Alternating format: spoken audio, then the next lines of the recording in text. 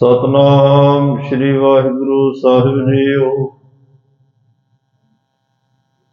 ओम आद रूपै अनाद स्वरूपै अनंगी अनामे त्रिभंगी त्रिकामे।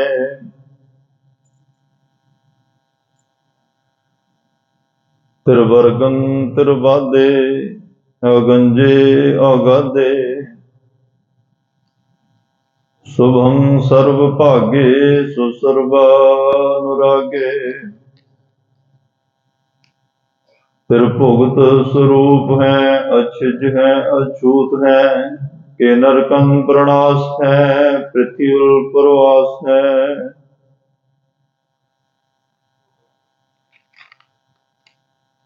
त्रिभुगत स्वरूप है अछिज है अछूत है के नरकं प्रणाश है पृथ्वी प्रवास है। वाहिगुरु जी का खालसा वाहिगुरु जी की फतेह। परम सत्कार ते सन्मानयोग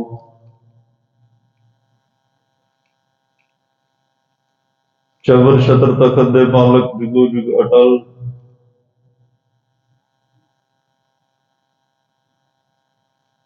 सर्व सांझी वालता दे पैगंबर दीन दुनिया दे राखे मनुखता दे सांझे रहबर गुरता गद्दी ते सुभाईमान हालत पालत के रखे धन धन धन साहिब श्री गुरु ग्रंथ साहिब जी महाराज। सतगुरां दी अपार कृपा बख्शिश रहमत दा सदका आप सरबत माई भाई संगत गुरसिख संगतां हर रोज की तरह गुरुद्वारा सिंह शहीदां सुहाना अमृत वेले दे दीवाना च हाजरियां भर के अपने जीवन को सफल कर रहे हो, वडभागे हो, धनता दे योग हो।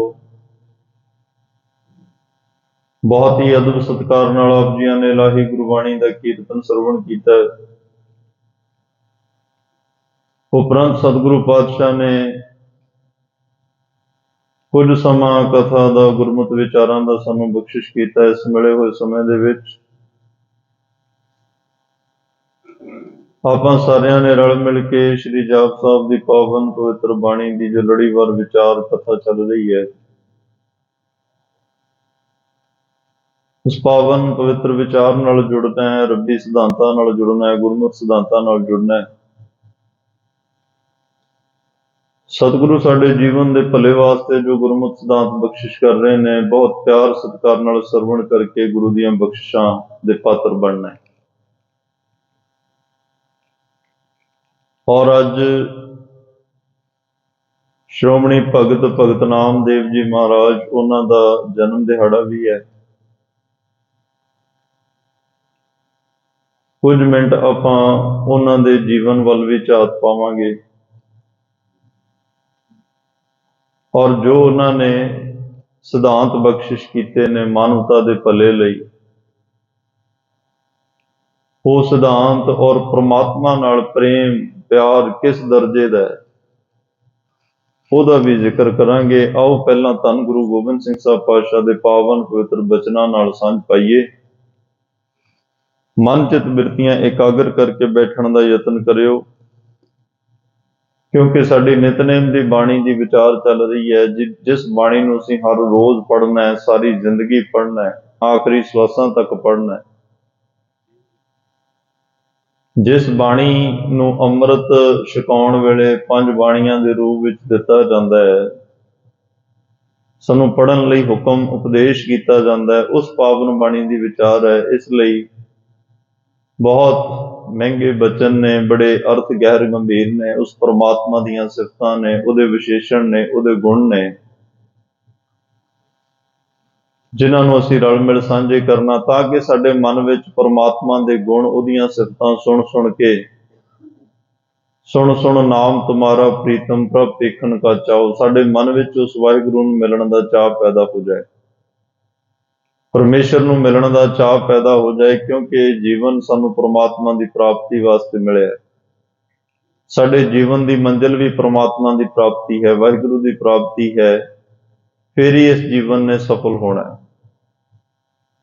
तो तुरकी बाणी, इलाही बाणी, धन श्री गुरु ग्रंथ साहब पातशाह का एक एक शब्द साडी उस परमात्मा नाल सांझ पवाउंदा है। कलियां उस वाहिगुरु परमात्मा दीयां गल्लां नहीं सतगुरु दसदे, उस वाहिगुरु नाल मिला भी दिंदे ने, उस परमेश्वर तक पहुंचा भी दिंदे ने। इस सतगुरां दी इस घर दी रहमत है, सतगुरां दी बख्शिश है। असी उस बख्शिश दे पात्र बनना है। 126 नंबर छंद है। धन श्री गुरु गोबिंद सिंह साहब पातशाह महान बख्शिश, महान कृपा कर रहे ने। सदैवं स्वरूप है। सदैवं का अर्थ हुंदा सदा ही, स्वरूप का अर्थ हुंदा हस्ती। परमात्मा की जिहड़ी हस्ती है, उहदा जिहड़ा स्वरूप है सदा इक्को जिहा ही है। और दूसरी बात, उहदी हस्ती सदा कायम रहन वाली है। तू सदा सलामत निरंकार।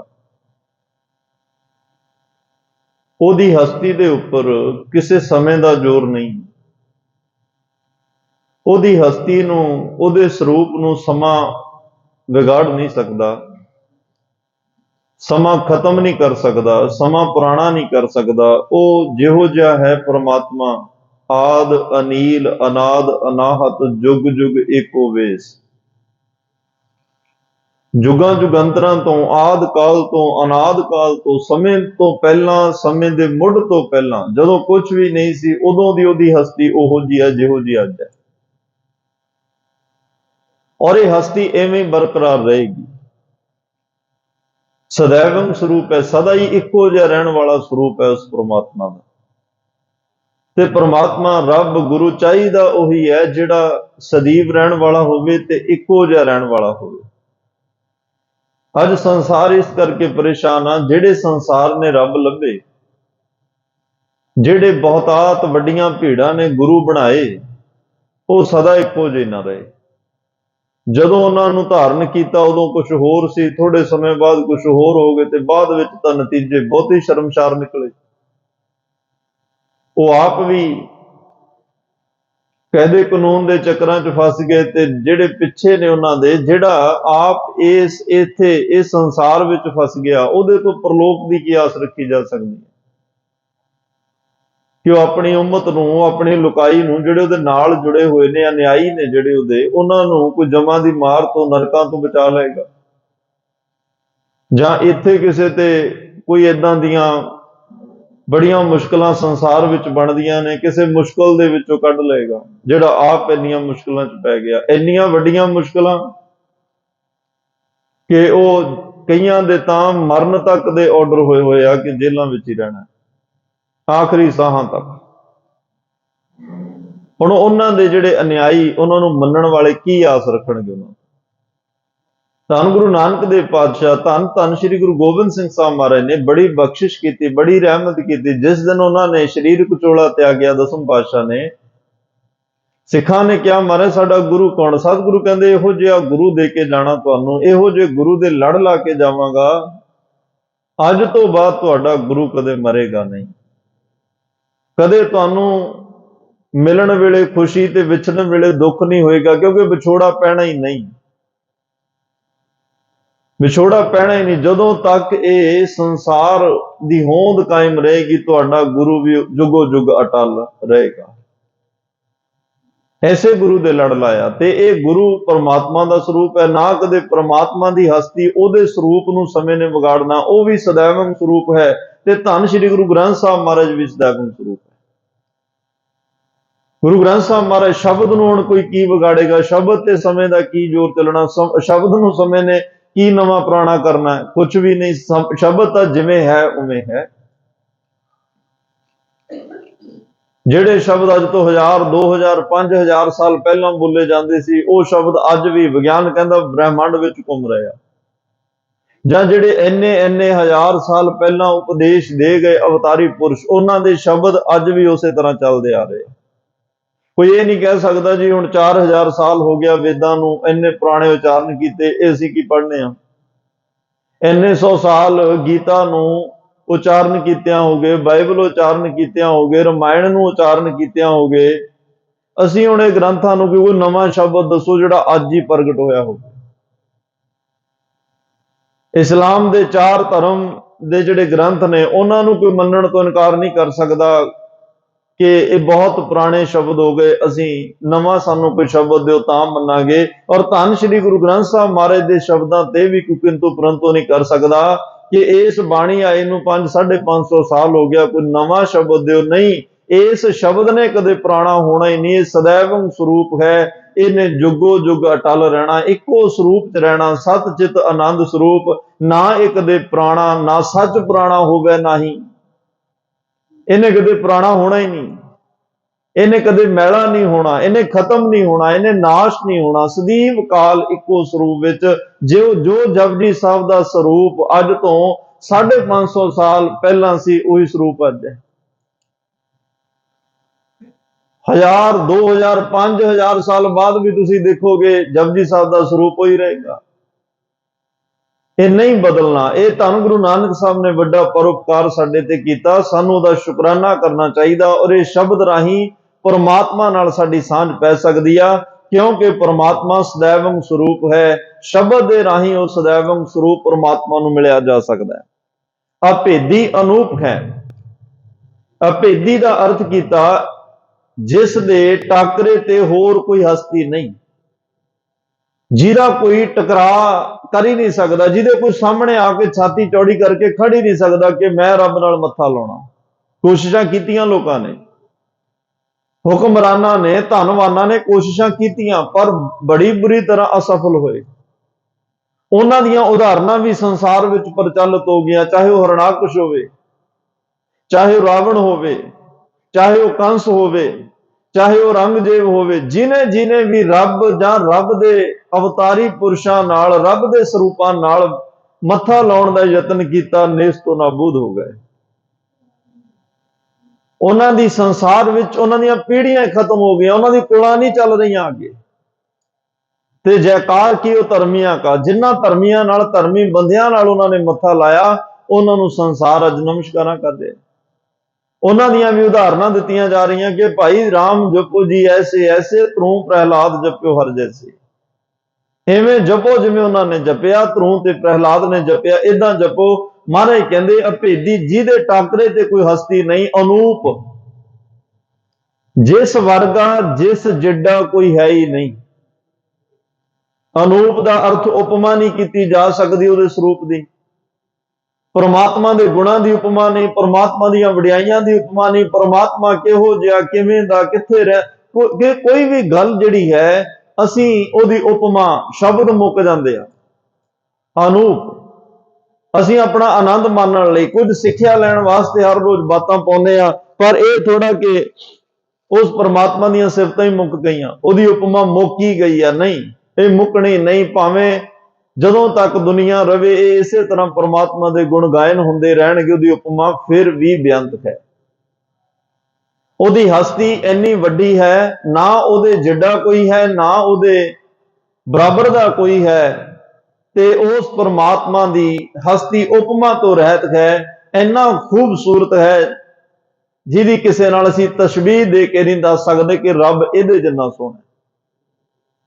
ਅਸੀਂ ਕੁਦਰਤ ਸੰਸਾਰ ਦੇ ਵਿੱਚ ਤਾਂ ਇੱਕ ਦੂਜੇ ਦੀਆਂ ਐਗਜ਼ਾਮਪਲਾਂ ਇੱਕ ਦੂਜੇ ਤੇ ਦੇ ਦਿੰਦੇ ਆ ਵੀ ਇਹ ਫਲਾਣੇ ਜਿੰਨਾ ਸੁੰਦਰ, ਜਾਂ ਕੁਦਰਤ ਇੰਨੀ ਸੁੰਦਰ ਆ, ਫੁੱਲ ਇੰਨਾ ਸੁੰਦਰ ਆ, ਜੀਵ ਜੰਤ ਇੰਨੇ ਸੁੰਦਰ। ਸੰਸਾਰ ਵਿੱਚ ਬੜੀਆਂ ਤਸ਼ਬੀਹਾਂ, ਪਰ ਰੱਬ ਨਾਲ ਕਿਸੇ ਦੀ ਤਸ਼ਬੀਹ ਨਹੀਂ ਹੋ ਸਕਦੀ। ਉਹਨੂੰ ਨਹੀਂ ਤੁਸੀਂ ਕਹਿ ਸਕਦੇ ਰੱਬ ਇਹਦੇ ਜਿੰਨਾ ਸੋਹਣਾ ਹੈ। ਉਪਮਾ ਤੋਂ ਰਹਿਤ ਹੈ। ਮਹਾਰਾਜ ਕਹਿੰਦੇ ਸਮਸਤੋ ਪਰਾਜ ਹੈ। ਪਰਾਜ ਦਾ ਅਰਥ ਹੁੰਦਾ ਹਰ, ਹਾਰ। ਪਰਮਾਤਮਾ ਤੂੰ ਸਭ ਨੂੰ ਜਿੱਤਣ ਵਾਲਾ ਹੈ, ਤੂੰ ਵੱਡਿਆਂ ਵੱਡਿਆਂ ਨੂੰ ਹਾਰ ਦੇਣ ਵਾਲਾ ਹੈ। ਤੈਨੂੰ ਕੋਈ ਨਹੀਂ ਜਿੱਤ ਸਕਦਾ, ਤੈਨੂੰ ਕੋਈ ਹਰਾ ਨਹੀਂ ਸਕਦਾ, ਪਰ ਤੂੰ ਵੱਡਿਆਂ ਵੱਡਿਆਂ ਨੂੰ ਹਰਾ ਸਕਦਾ, ਵੱਡਿਆਂ ਵੱਡਿਆਂ ਤੋਂ ਜਿੱਤ ਸਕਦਾ। ਤੇਰੀ ਤਾਕਤ ਇੰਨੀ ਹੈ, ਤੂੰ ਇੰਨਾ ਸ਼ਕਤੀਸ਼ਾਲੀ ਹੈ। ਔਰ ਦੂਸਰੀ ਗੱਲ ਇਹ, ਜਿਹਦੇ ਨਾਲ ਤੁਸੀਂ ਖੜ ਜਾਓ ਵਾਹਿਗੁਰੂ ਜੀ, ਜਿਹਦੇ ਪੱਖ ਵਿੱਚ ਤੁਸੀਂ ਖੜ ਜਾਓ, ਤੁਸੀਂ ਉਹਨੂੰ ਵੀ ਹਾਰਨ ਨਹੀਂ ਦਿੰਦੇ।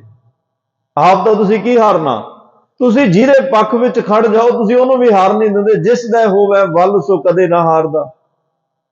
ਜਿਹਦੇ ਵੱਲ ਤੁਸੀਂ ਖੜ ਜਾਓ, ਮਾਰੇ ਕਹਿੰਦੇ ਨਿਮਾਣੇ ਮਾਣ ਕਰਹਿ ਤੁਧ ਭਾਵੈ, ਹੋਰ ਕੀਤੀ ਝਖ ਝਖ ਆਵੇ ਜਾਵੇ, ਜਿਨ ਕਾ ਪੱਖ ਕਰਹਿ ਤੂੰ ਸੁਆਮੀ। ਪੱਖ ਸਾਈਡ, ਕਿਸੇ ਦੀ ਫੇਵਰ ਕਰਨੀ, ਕਿਸੇ ਵਿਸ਼ੇਸ਼ ਵਿਅਕਤੀ ਦੇ ਨਾਲ ਖੜ ਜਾਣਾ। ਜਿਸ ਕਾ ਪੱਖ ਕਰਹਿ ਤੂੰ ਸੁਆਮੀ, ਤਿਨ ਕੀ ਉਪਰ ਗੱਲ ਤੁਧ ਆਣੀ ਹੈ। ਮਹਾਰਾਜ ਕਹਿੰਦੇ ਆ ਜਿਹਦਾ ਪੱਖ ਪਰਮਾਤਮਾ ਕਰਦਾ ਉਹਨਾਂ ਦੀ ਗੱਲ ਹਰ ਥਾਂ ਮੰਨੀ ਜਾਂਦੀ ਹੈ। ਉਹਨਾਂ ਦੀ ਗੱਲ ਕੱਢ ਕੇ ਵੀ ਕੋਈ ਨੀਵਾਂ ਨਹੀਂ ਕਰ ਸਕਦਾ, ਉਹਨਾਂ ਦੀ ਗੱਲ ਕੱਢ ਕੇ ਕੋਈ ਉਹਨਾਂ ਨੂੰ ਹਰਾ ਨਹੀਂ ਸਕਦਾ, ਬਲਕਿ ਜੋ ਪਰਮਾਤਮਾ ਦਾ ਪਿਆਰਾ ਬੋਲਦਾ ਹੈ ਬਲਕਿ ਸਾਰੇ ਉਹਦੀ ਗੱਲ ਨੂੰ ਮੰਨਦੇ। ਤੂੰ ਨਹੀਂ ਹਾਰਨ ਦਿੰਦਾ। ਜਿਨ੍ਹਾਂ ਦਾ ਪੱਖ ਵਾਹਿਗੁਰੂ ਪੂਰਦਾ ਭਾਈ ਉਹ ਕਦੇ ਹਾਰਦੇ ਨਹੀਂ, ਹਾਰ ਮੰਨਦੇ ਨਹੀਂ। ਹਾਂ, ਉਹਨੂੰ ਵਿਸ਼ਵਾਸ ਭਰੋਸਾ ਹੋਣਾ ਚਾਹੀਦਾ, ਵਿਸ਼ਵਾਸ ਵਿੱਚ ਕਮੀ ਨਾ ਹੋਵੇ। ਤਾਂ ਮਹਾਰਾਜ ਕਹਿੰਦੇ ਵਾਹਿਗੁਰੂ ਨੂੰ ਕੋਈ ਜਿੱਤ ਨਹੀਂ ਸਕਦਾ, ਉਹਦੇ ਅੱਗੇ ਵੱਡੇ ਵੱਡੇ ਹਾਰ ਜਾਂਦੇ ਆ। ਤਾਂ ਹੀ ਤਾਂ ਕਿਹਾ ਹਾਰ ਪਰਿਓ ਸੁਆਮੀ ਕੈ ਦੁਆਰੈ। ਬੰਦਾ ਰੱਬ ਕੋਲੇ ਕਈ ਵਾਰ ਤਾਂ ਚਾਹ ਵਿੱਚ ਆਉਂਦਾ ਹੈ, ਕਈ ਵਾਰ ਹਾਰ ਕੇ ਆਉਂਦਾ ਹੈ। ਚਾਹ ਵਿੱਚ ਭਗਤ ਆਏ, ਚਾਹ ਵਿੱਚ ਬੜੇ ਗੁਰਸਿੱਖ ਆਏ, ਕਈ ਹਾਰ ਕੇ, ਜਿਵੇਂ ਦੁਨੀ ਚੰਦ ਸੇਠ ਹਾਰ ਕੇ ਆਇਆ। ਧੰਨ ਗੁਰੂ ਨਾਨਕ ਦੇਵ ਪਾਤਸ਼ਾਹ ਪਹਿਲਾਂ ਤਾਂ ਉਹਨੇ ਆਪਣਾ ਸਾਰਾ ਅਮੀਰੀ ਦਾ ਤਾਮਝਾਮ ਦਿਖਾਇਆ ਕਿ ਮੈਂ ਬਹੁਤ ਅਮੀਰ ਹਾਂ, ਪਰ ਜਦੋਂ ਗੁਰੂ ਨਾਨਕ ਸਾਹਿਬ ਨੇ ਰਮਜ ਮਾਰੀ, ਭਾਈ ਆ ਸੂਈ ਘਰ ਚ ਸੰਭਾਲਣੀ ਗਵਾਚ ਨਾ ਜਾਏ, ਤੇਰੇ ਤੋਂ ਮੈਂ ਕਿਸੇ ਵੇਲੇ ਆ ਕੇ ਲਵਾਂਗਾ, ਜੇ ਇੱਥੇ ਨਾ ਆਪਣੀ ਮੁਲਾਕਾਤ ਹੋਈ ਤੇ ਅੱਗੇ ਲਵਾਂਗਾ। ਘਰੇ ਜਾ ਕੇ ਗੱਲ ਕੀਤੀ, ਉਹ ਕਹਿੰਦੇ ਬਈ ਨਾਲ ਤਾਂ ਕੁਝ ਜਾਣਾ ਨਹੀਂ। ਆ ਕੇ ਕਹਿੰਦਾ ਬਾਬਾ ਜੀ ਆਪਣੀ ਸੂਈ ਸੰਭਾਲੋ, ਇਹ ਨਾਲ ਨਹੀਂ ਜਾਣੀ। ਕਹਿੰਦੇ ਫਿਰ ਆ ਇੰਨਾ ਜਿਹੜਾ ਅਡੰਬਰ ਤਾਮਝਾਮ ਇਕੱਠਾ ਕੀਤਾ ਇਹ ਨਾਲ ਜਾਏਗਾ। ਅਗਲੇ ਦਿਨ ਬੜੇ ਹਾਰੇ ਕਦਮਾਂ ਨਾਲ ਆਇਆ। ਜਦੋਂ ਕੋਈ ਹਾਰ ਕੇ ਆਉਂਦਾ ਹੈ, ਅਬ ਹਮ ਚੱਲੀ ਠਾਕੁਰ ਪੈ ਹਾਰ, ਜਦੋਂ ਕੋਈ ਹਾਰ ਕੇ ਆਏਗਾ ਉਦੋਂ ਸਤਿਗੁਰੂ ਪਾਤਸ਼ਾਹ ਨੂੰ ਵੀ ਪਤਾ ਲੱਗ ਜਾਂਦਾ ਹੈ ਕਿ ਹੁਣ ਇਹ ਹੰਕਾਰ ਢੈਲਾ ਹੋ ਗਿਆ। ਹਾਰਨ ਦਾ ਮਤਲਬ ਹੰਕਾਰ ਟੁੱਟ ਗਿਆ, ਇਹਦੀ ਮੈਂ ਮੇਰੀ ਮੁੱਕ ਗਈ ਹੈ। ਪਹਿਲਾਂ ਤਾਂ ਮੈਂ, ਜਿੰਨੀ ਦੇਰ ਤੱਕ ਮੈਂ ਬਰਕਰਾਰ ਹੈ, ਹਉਮੈ ਬਰਕਰਾਰ ਹੈ, ਉਨੀ ਦੇਰ ਤੱਕ ਥੋੜਾ ਹਾਰ ਮੰਨਦਾ ਹੈ।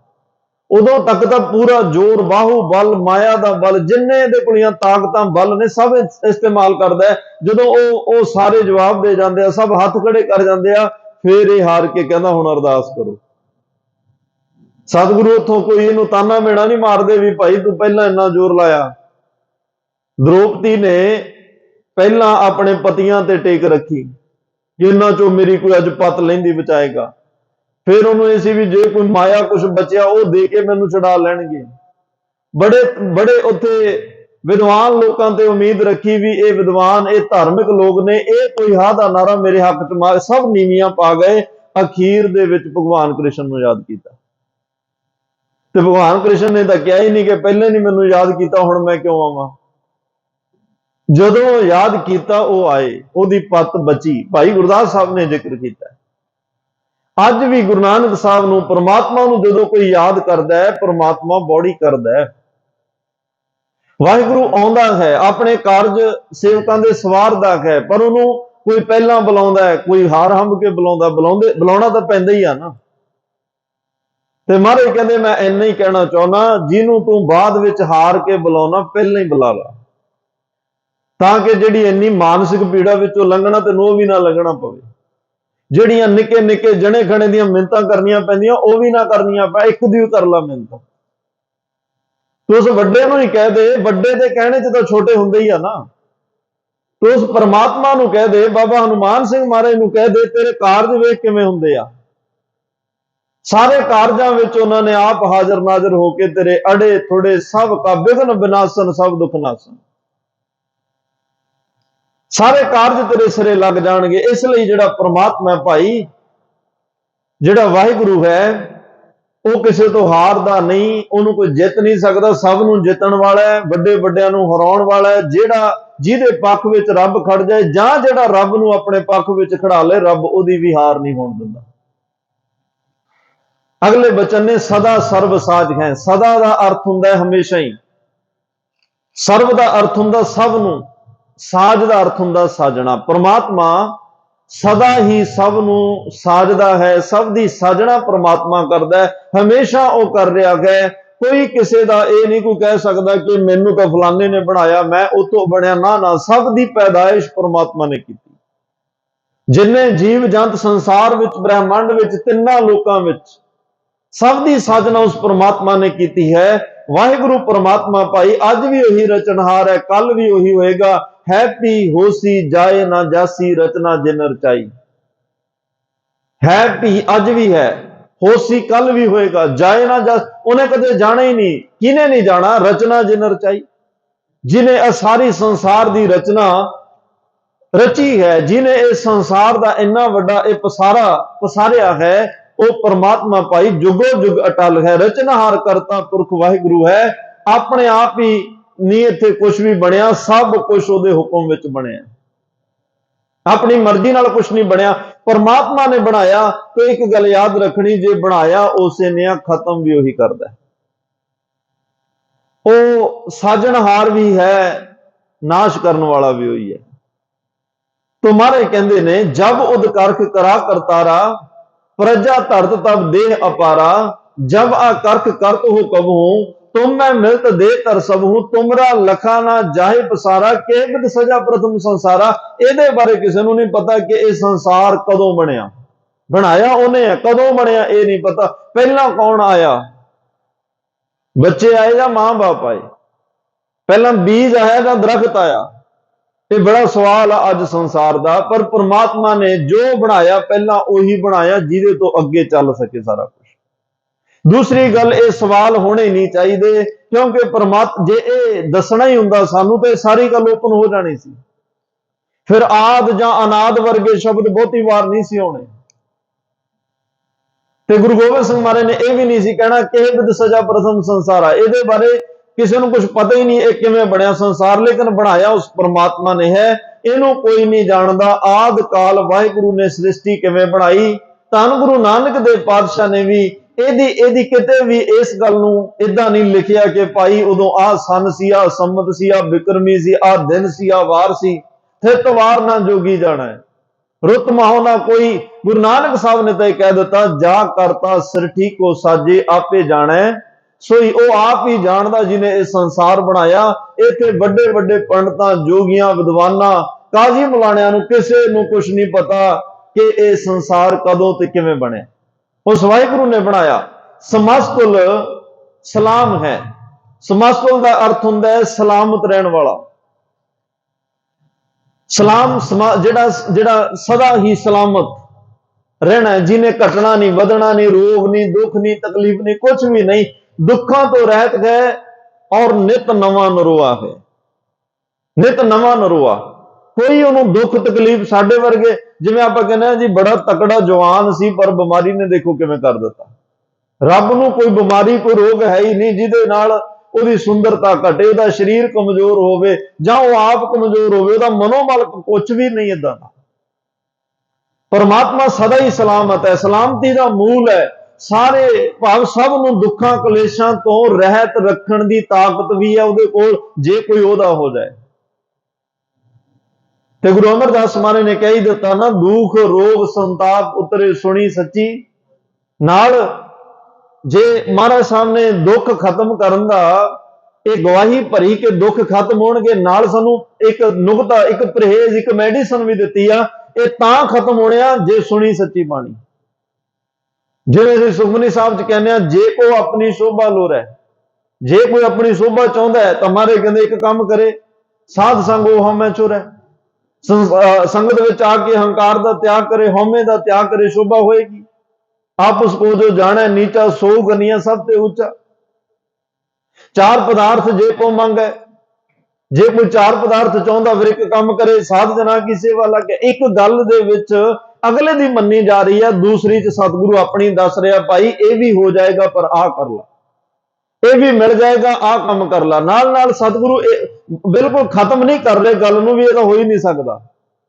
नाल दवाई दस रहा, मेडिसन, नुकता, जुगत, साधन दस रहा, नाल परहेज दस रहा। तो सतगुरु कहंदे आ परमात्मा जिहड़ा है सारियां नूं तंदुरुस्ती बख्शण दे समर्थ है, सारियां नूं दुखां कलेशां तो रहत रखण दे समर्थ है। और दूसरी गल, जिहड़ा सतगुर शब्द है ना, यह भी सदा सलामत रहने वाला है। सतगुर शब्द असीं चलो गुरु कह दिंदे आ, कल्ला सतगुर शब्द ये सदा सलामत, ये वाहिगुरु की हस्ती का सूचक है। जमदा मरदा नहीं, सतगुर मेरा सदा सदा ना आवे, ना जाए ओह विनाशी पुरख है, सब मैं रहा समाए, ओ सदा ही आद सच जुगाद सच है भी सच, नानक होसी भी सच तू सदा सलामत निरंकार। परमात्मा की हस्ती भी सदा सलामत, ते सतगुर शब्द जिहड़ा सतगुर है वह भी सदा सलामत है। सदैवल अकाम है, सदैवल का अर्थ हुंदा हमेशा। वाहिगुरु सदा ही अकाम, कामना तो रहत। परमेश्वर जिहड़ा है वह हमेशा ही भाई कामनावां तो रहत है। कदे कोई ये नहीं गल आई कि रब नूं इस गल की बड़ी कामना, बड़ी इच्छा, बड़ी उहदे मन विच इस गल की चाहना है। हाँ, इस गल की है कि सारिਆਂ ਦਾ जीवन सफल होवे, सारे जे मनुख बनिया तो मनुखा वर्गा जीवन जिउण, इस गल की इच्छा है। गुरु राही मेरे तक आउण, पर कोई परमात्मा दीआं साडे वर्गियां इच्छावां कामनावां नहीं कि वधिया वड्डा घर होवे, सोहनी वड्डी कार होवे, चंगा सब कुछ ताम जा, इहो जिहियां इच्छावां रब नहीं पालदा, क्योंकि वह तां सारियां दीआं इच्छावां पूरीआं करन वाला है। इच्छा तो रहत है, सारे संसार दीआं इच्छावां पूरीआं करदा है। इस पदार्थवादी युग विच चार पदार्थ, वैसे तीन ते आके गल खड़ जाती है, धर्म अर्थ काम, चौथा है मोख। धर्म का अर्थ हुंदा एक जीवन जिउण की जाच आ जानी। धर्म अर्थ, अर्थ का मतलब जे जीवन जिउण की जाच आ गई, जीवन दीआं मुढ़लियां जिहड़ियां लोड़ां ने उन्नियां साडियां पूरीआं हो जाण। ते तीसरा है काम का अर्थ हुंदा कामनावां, इच्छावां, कांक्षा साडियां ओह भी पूरीआं हो जाण। संसार ये तीन पदार्थां ते रुक जाता है।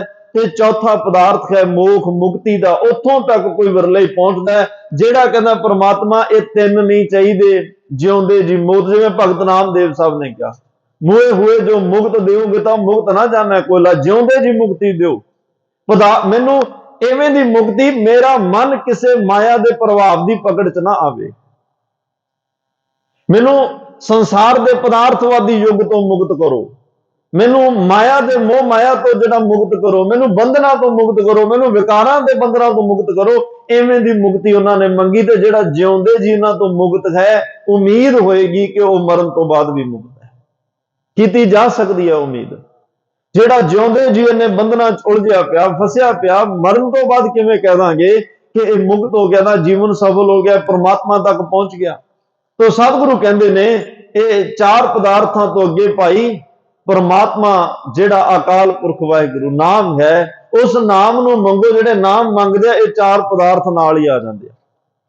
वैसे तो चार पदार्थ जे को मंगे, साध जना की सेवा लागे कह दिता, गुरमुखां की सेवा, साध संगत की। इसे करके मैं रोज बेनती करदा कि जिन्ना भी कदे समा मिले सेवा जरूर करया करो। गुरु घर विच आके इत्थे भी सेवा करो, मनुखता दी सेवा। महाराज ने सेवा की गल बड़ी खुली कर दी, विच दुनिया सेव कमाई है, संसार नाल जोड़ दिता कि दुनिया में जाके सेवा कर। गुरु घर समा लगता, ब्रह्म स्थान है, इत्थे भी कर। पर जे तू माया राही कोई दसवंध कढ़िया होया, किसी बच्चे की लोड़वंद की फीस भर दे, किसी को दवाई लैके दे दे, किसी की बच्ची का लोड़वंद की बच्ची का विआह है उत्थे मदद कर दे, ये दुनिया, उत्थे जात पात धर्म की है कोई मैटर नहीं करता। जे रब बिना भेदभाव तो सब नूं दे रहा है, फिर साडे मन विच भी जदों कोई असीं सेवा करनी, दसवंध देना, किसी जरूरतमंद की जरूरत पूरी करनी है, साडे मन विच कोई भेदभाव नहीं होना चाहिए। नहीं, बहुत वड्डे लोग लंगर लाउंदे आ पर गरीबां नूं अंदर नहीं जाण दिता जांदा, लोड़वंदां नूं अंदर नहीं जाण दिता। जे उन्हां नूं हथ लग जाए सैनेटाइज किया जांदा नाल नाल। इदां दा भेदभाव, जद कि रब उन्हां विच भी बैठा। इहदा मतलब जे वो मैले कचाले कपड़े पाएगी, रब भी मैला होया होएगा? नहीं, जे परमात्मा भेदभाव नहीं करता, सानू भी नहीं करना चाहिए। तो महाराज कहते हैं कि भाई ये जे चार पदार्थ तेनू चाहिए, सारिया तेरिया कामनावां ने, इच्छावां ने जिहड़ियां, वो परमात्मा का नाम, इच्छा पूर्क सर्व सुख दाता हर। परमेश्वर की है इच्छावां पूरियां करने वाला। ते गुरु रामदास कहते इच्छा पूर्क सर्व सुख दाता। 1 2 4 5 10 सुख नहीं, सारे सुख जिन्ने भी तू सोच लवें, जां जिन्ने सानू भाई चाहिए आ, सारे सुखों की पूर्ति, सर्व सुख दाता हर, जाके वस है काम ते ना। काम ते नगां दी इस देश में बड़ी पूजा हुई। क्यों ਕਹਿੰਦੇ ਜੀ ਜਿਹੜੇ ਕਾਮਧੇਨ ਗਾਂ ਜਿਨ੍ਹਾਂ ਦੇ ਘਰ ਲੋਕਾਂ ਨੇ ਅੱਜ ਵੀ ਉਹਦੇ ਮਾਡਲ ਘਰਾਂ 'ਚ ਉਹ ਛੋਟੀ ਗਾਂ ਚਾਂਦੀ ਜਾਂ ਕੋਈ ਵੀ ਰੱਖੀ ਹੋਈ ਆ, ਉਹ ਇਸ ਗੱਲ ਦਾ ਸੂਚਕ ਵੀ ਜਿਹਦੇ ਘਰੇ ਕਾਮਧੇਨ ਗਾਂ ਹੈ ਉਹਦੇ ਘਰ ਸਾਰੇ ਸੁੱਖ ਨੇ, ਉਹਦੀਆਂ ਸਾਰੀਆਂ ਇੱਛਾਵਾਂ ਮਨੋਕਾਮਨਾਵਾਂ ਪੂਰੀਆਂ ਇਹ ਕਾਮਧੇਨ ਗਾਂ ਕਰਦੀ ਆ। ਪਰ ਇੱਕ ਸਵਾਲ ਗੁਰਮਤਿ ਦੇ ਵਿੱਚ ਆਉਂਦਾ ਹੈ, ਜਦੋਂ ਕਾਮਧੇਨ ਗਾਂ ਨਹੀਂ ਸੀ ਉਸ ਤੋਂ ਪਹਿਲਾਂ ਇੱਛਾਵਾਂ ਪੂਰੀਆਂ ਕੌਣ ਕਰਦਾ ਸੀ? ਕਾਮਧੇਨ ਗਾਂ ਤਾਂ ਚਲੋ ਬਹੁਤ ਕੁਝ ਕੁ ਸਮਾਂ ਪਹਿਲਾਂ ਹੋਈ ਹੈ, ਪਰ ਉਸ ਤੋਂ ਪਹਿਲਾਂ ਇੱਛਾਵਾਂ ਕੌਣ ਪੂਰੀਆਂ ਕਰਦਾ? ਨਹੀਂ ਭਾਈ, ਕਾਮਧੇਨ ਗਾਂ ਨੂੰ ਬਣਾਉਣ ਵਾਲਾ ਪਰਮਾਤਮਾ ਸਭ ਦੀਆਂ ਇੱਛਾਵਾਂ ਪੂਰੀਆਂ ਕਰਦਾ। ਕਲਪ ਬਿਰਸ਼ ਨੂੰ ਲੋਕਾਂ ਨੇ ਬੜੀ ਤਰਜੀਹ ਦਿੱਤੀ, ਕਲਪ ਬਿਰਸ਼ ਘਰ ਚਲਾਓ, ਕਿਉਂ? ਇੱਛਾਵਾਂ ਪੂਰੀਆਂ ਹੋ ਜਾਣਗੀਆਂ। ਤੇ ਸਤਿਗੁਰੂ ਕੀ ਕਹਿ ਰਹੇ ਆ ਕਿ ਭਾਈ ਇੱਛਾ ਪੂਰਕ ਸਰਬ ਸੁਖ ਦਾਤਾ ਹਰ, ਜਾ ਕੇ ਵਸ ਹੈ ਕਾਮ ਧੇਨਾ, ਸੋ ਐਸਾ ਹਰ ਧਿਆਈਐ ਮੇਰੇ ਜੀੜੇ। ਮੈਂ ਫਿਰ ਜਿਹੜੇ ਪਹਿਲਾਂ ਮੈਂ ਬੇਨਤੀ ਕਰੀ ਕਿ ਮਹਾਰਾਜ ਨੇ ਹੱਲ ਵੀ ਦੱਸ ਰਿਹਾ, ਨਾਲ ਨੁਕਤਾ ਵੀ ਦੱਸ ਰਿਹਾ ਵੀ ਤੂੰ ਆਹ ਕੰਮ ਕਰ ਲਾ, ਆਹ ਤੇਰਾ ਕੰਮ ਹੋ ਜਾਏਗਾ। ਜੇ ਸਾਰੀਆਂ ਇੱਛਾਵਾਂ ਸਰਬ ਸੁਖ ਚਾਹੁੰਦਾ ਹੈ ਤਾਂ ਸਰਬ ਸੁਖ ਦੇਣ ਵਾਲੇ ਪਰਮਾਤਮਾ ਨੂੰ ਸੋ ਐਸਾ ਹਰ ਧਿਆਈਐ ਮੇਰੇ ਜੀੜੇ, ਤਾਂ ਤੇ ਵਿਸ਼ਰਾਮ ਆਏਗਾ, ਤਾਂ ਸਰਬ ਸੁਖ ਪਾਵੇ ਮੇਰੇ ਮਨਾ। ਜਿਹਨੇ ਸਾਰੇ ਸੁਖ ਪੈਦਾ ਕੀਤੇ, ਜਿਹਨੇ ਕਾਮ ਤੇ ਅਨਕਾਮ ਪੈਦਾ ਕੀਤੀ, ਜਿਹਦੇ ਵਸ ਵਿੱਚ ਸਾਰੇ ਸੰਸਾਰ ਦੇ ਸੁਖ ਆ ਰਹੇ ਆ, ਮਾਇਆ ਦੇ ਸੁਖ ਆ ਰਹੇ ਆ, ਹਰ ਤਰ੍ਹਾਂ ਦਾ ਤੂੰ ਉਹਨੂੰ ਧਿਆ, ਉਹਦੇ ਨਾਲ ਸਾਂਝ ਪਾ, ਤੇਰੇ ਘਰ ਵਿੱਚ ਕੋਈ ਕਮੀ ਨਹੀਂ ਰਹੇਗੀ, ਆਤਮਿਕ ਸੁਖੀ ਹੋਏਗਾ। ਜਪ ਮਨ ਸਤਨਾਮ ਸਦਾ ਸਤਨਾਮ, ਸਦਾ ਹੀ ਉਹਨੂੰ ਜਪ, ਜਿਹੜਾ ਸਦੀਵ ਕਾਲ ਰਹਿਣ ਵਾਲਾ ਪ੍ਰਮਾਤਮਾ ਦਾ ਨਾਮ ਹੈ, ਜਿਹੜਾ ਤੇਰੀਆਂ ਸਾਰੀਆਂ ਇੱਛਾਵਾਂ ਪੂਰੀਆਂ ਕਰਨ ਵਾਲਾ ਪਰਮੇਸ਼ਰ ਹੈ। ਸਦਾ ਉਸ ਵਾਹਿਗੁਰੂ ਨੂੰ ਜਪ, ਉਹ ਵਾਹਿਗੁਰੂ ਬੜਾ ਬਿਆੰਤ ਹੈ, ਸਾਰੀਆਂ ਇੱਛਾਵਾਂ ਆਪ ਉਹ ਕਾਮਨਾ ਤੋਂ ਰਹਿਤ ਹੈ, ਪਰ ਜਿਹੜਾ ਉਹਦੇ ਤੇ ਭਰੋਸਾ ਰੱਖੇ ਉਹਦੀਆਂ ਕਾਮਨਾਵਾਂ ਪੂਰੀਆਂ ਕਰਦਾ ਹੈ।